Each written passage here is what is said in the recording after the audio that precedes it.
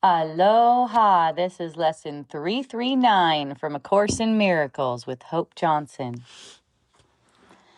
I will receive whatever I request.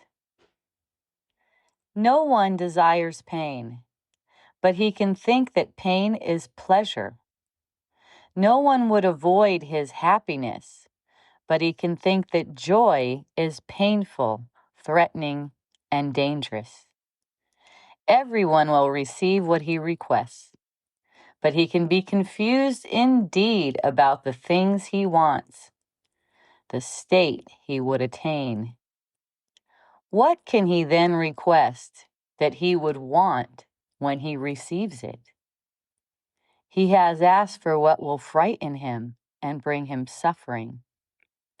Let us resolve today to ask for what we really want, and only this, that we may spend this day in fearlessness, without confusing pain with joy or fear with love. Father, this is your day. It is a day in which I would do nothing by myself, but hear your voice in everything I do, requesting only what you offer me, accepting only thoughts you share with me. And that concludes the text. I will receive whatever I request. This lesson is a deep invitation to asking consciously instead of unconsciously for what we really want. This is where worldly desires are purified, and the confusion between fear and love is undone.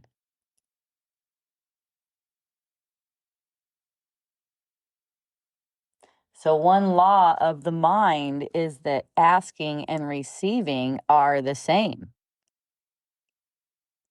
That's why it says, everyone will receive what he requests. And that's because our thought is creative. Every request made in the mind is answered. It's answered according to its content, though, not its form. Its content can be recognized by the way you feel. The world you see right now is your requests made visible, made into form, made into something that you can believe is actually there. Whatever you experience is not random. It's mirroring what you have asked for in content, not in thinking about the form. It says he can think that pain is pleasure.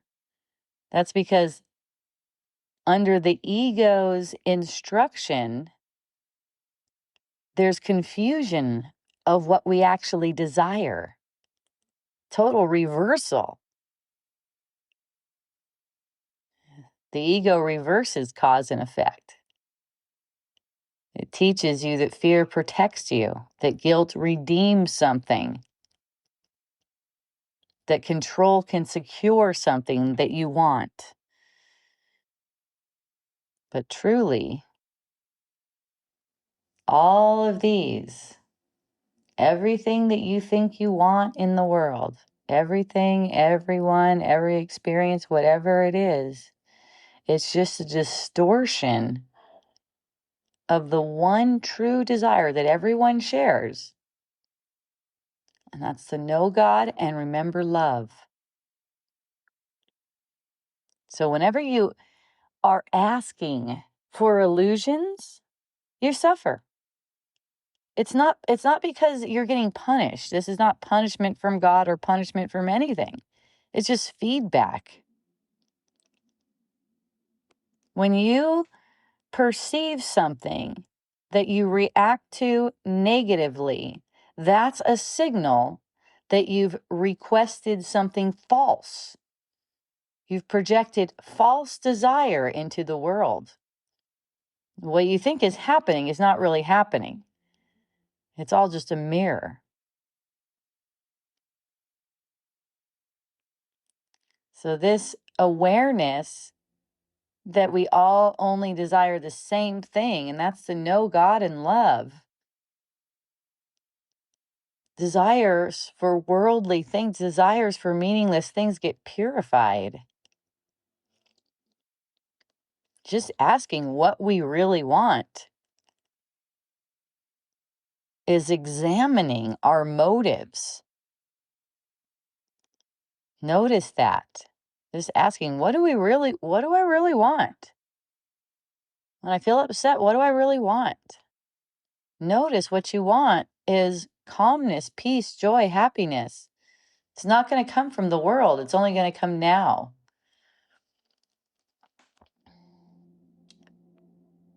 Beneath every desire for the world is this holy longing. It's a holy longing because it actually leads to what's true. It returns you to peace. You don't need to suppress any of your worldly desires. Just clarify it. Recognizing that what you think you want, you don't really want. It's okay if you still find yourself going toward that or receiving it or whatever it is, doesn't matter. It's just recognizing that I only want the peace of God. And in this way, you could let whatever it is that you do be done with the remembrance of God. Let's say what you think you do, because you've never really done anything in the world. The only thing you do is choose to remember God or forget God, you could say. That's one way of saying it. Fear or love. You're choosing to embrace the feeling, the upset feeling, recognizing that it's a signal instead of projecting it back onto the world. Or you're choosing to reject your feeling and project it onto yourself and or onto the world. So this could be the end for you of mistaken asking. This is where you surrender your will. It says, I would do nothing by myself. Right? I would do nothing by myself except think of God. Let's say that.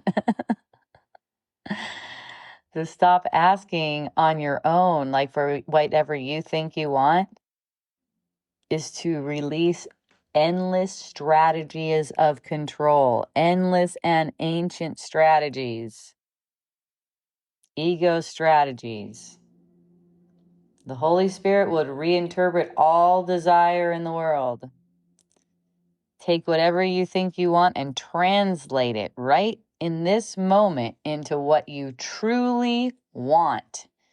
And once you know it's in the now, you're not the same. You're not looking for things in the world. You're only looking for peace, love, remembrance, and that is available now. This is fearless receiving. You're receiving it now. See, that's the fear of to receive the awareness now. Because it makes everything else meaningless, that's why. That doesn't mean it won't get taken care of. It's not like Holy Spirit is worse at taking care of stuff than the ego. The Holy Spirit is the best at taking care of stuff. So fear arises when we expect loss. That's when you believe what you want and what God wills are different, because God's will is what you want, and that's what is. That doesn't change. So fear comes from expecting loss, as if God's will is wrong or God's will isn't happening somehow. When you remember that God's will is for joy, asking is fearless and receiving is instant. It's also inevitable when you're asking sincerely. It's given you right now. Ask and you will receive. Whatever you request, So let's ask only for love and accept only peace. Anytime there's conflict or uncertainty, for me, I just return, come back to knowing, come back to truth. We are the truth, and we also are all of this untruth. There's no separation,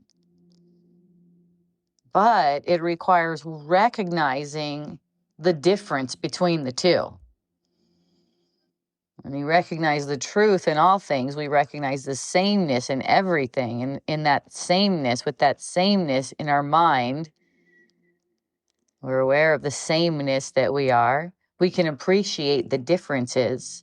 Whenever we revert back into not appreciating something, that's where we need to surrender.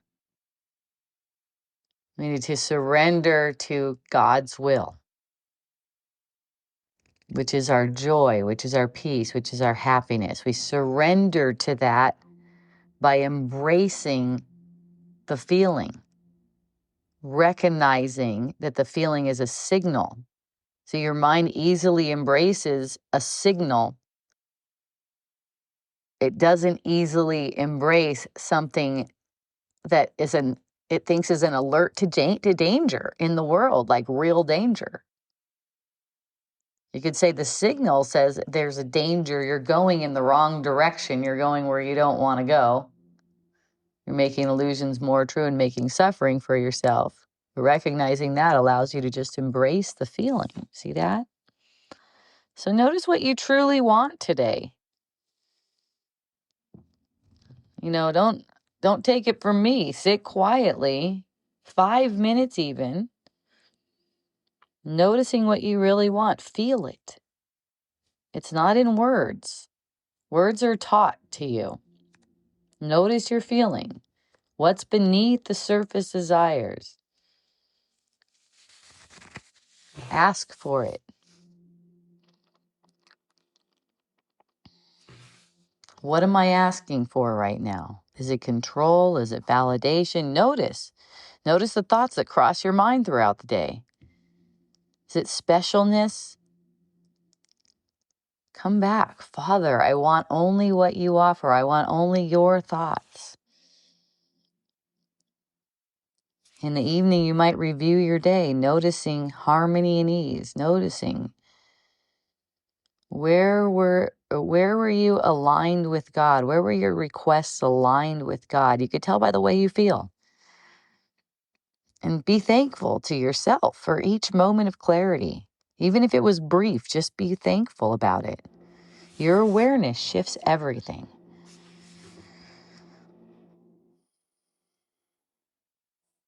This is what the mind's creative power is really for.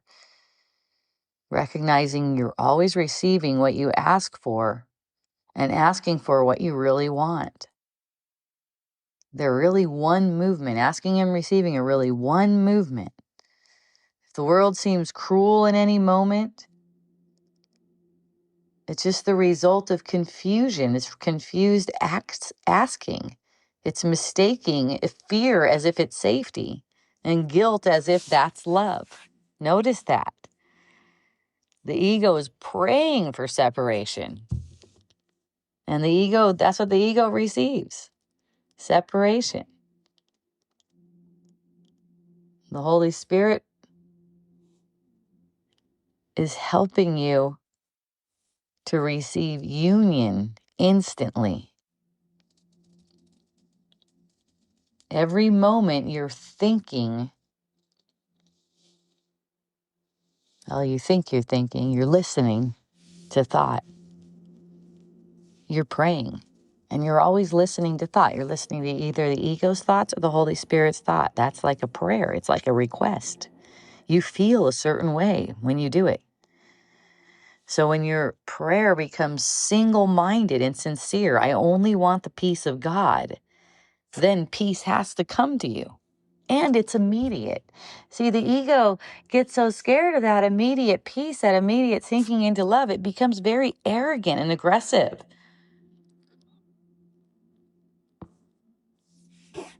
So there's no need to fall into any of those traps. There's really no need to fall into any of those arrogant, aggressive traps of the ego. It doesn't matter what's going on in the world, what your role is, what your activity is that you seem to be doing.